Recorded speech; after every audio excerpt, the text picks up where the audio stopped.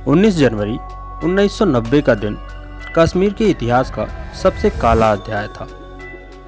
उस वक्त सड़कों में नारे लग रहे थे कि यदि कश्मीर में रहना है तो अल्लाहू अकबर कहना है। वर्षों से अपने पूर्वजों की जमीन में रह रहे कश्मीरी पंडितों को उनके घरों से धक्के मारकर बेदखल किया जा रहा था। यदि कोई उनकी बात से इनकार करता तो उसे गोलियों से भून दिया जाता। 1990 के समय तक कश्मीर में 75,000 से अधिक कश्मीरी पंडित परिवार रहा करते थे, लेकिन साल 1990 से 1992 के बीच 70,000 से अधिक कश्मीरी पंडितों ने आतंक के डर से कश्मीर को छोड़ दिया।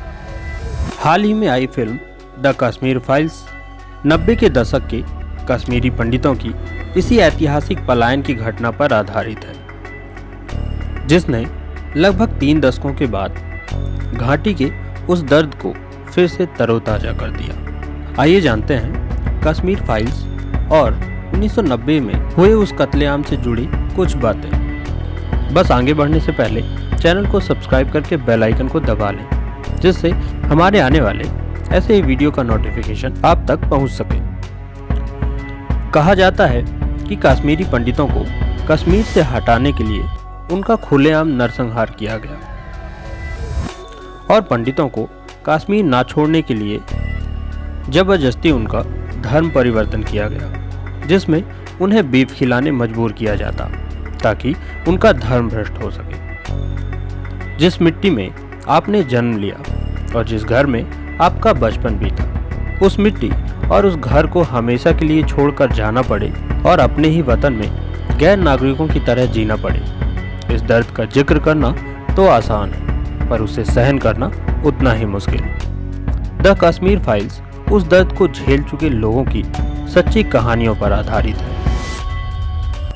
इस फिल्म के मुताबिक यह पलायन केवल पलायन नहीं, बल्कि एक बर्बर नरसंहार था, जिसे राजनीतिक कारणों से दबा दिया गया।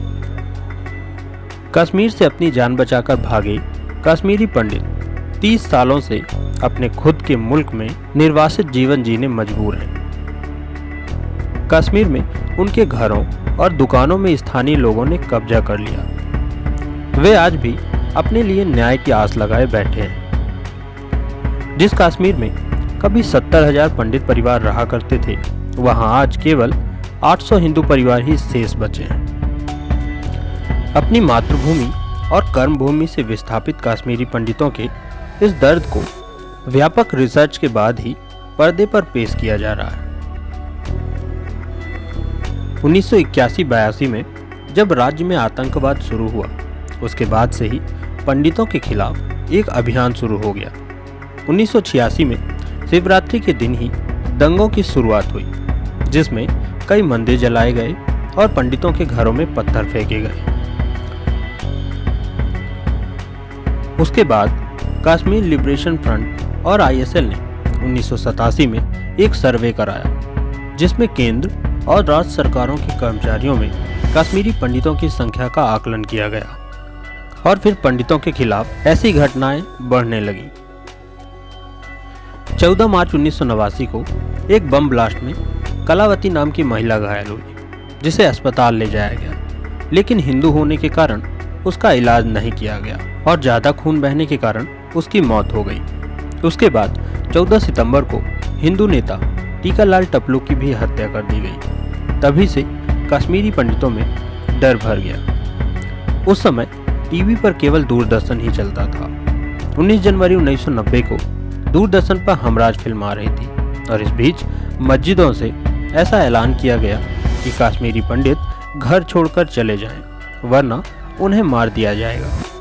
और 1 घंटे के भीतर ही पूरे कश्मीर में पंडितों के खिलाफ आग फैल गई और कश्मीर की सड़कों पर शुरू हुआ पंडितों की हत्या और पलायन का यह सिलसिला, जो काफ़ी दिनों तक यूं ही चलता रहा। उस समय मस्जिदों में कश्मीरी पंडितों के नामों की पर्ची निकाली जाती थी और उनके नाम तय करके उनकी हत्याएं कर दी जाती थी।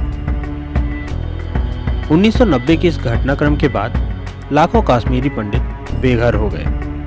इस घटना पर आधारित फिल्म द कश्मीर फाइल्स को बनाने में करीब 700 कश्मीरी पंडितों के परिवारों से बात की गई, जिन्होंने सीधे तौर पर कश्मीर की इस दर्दनाक हिंसा को झेला है और आज भी उस दर्द के साथ जी रहे हैं।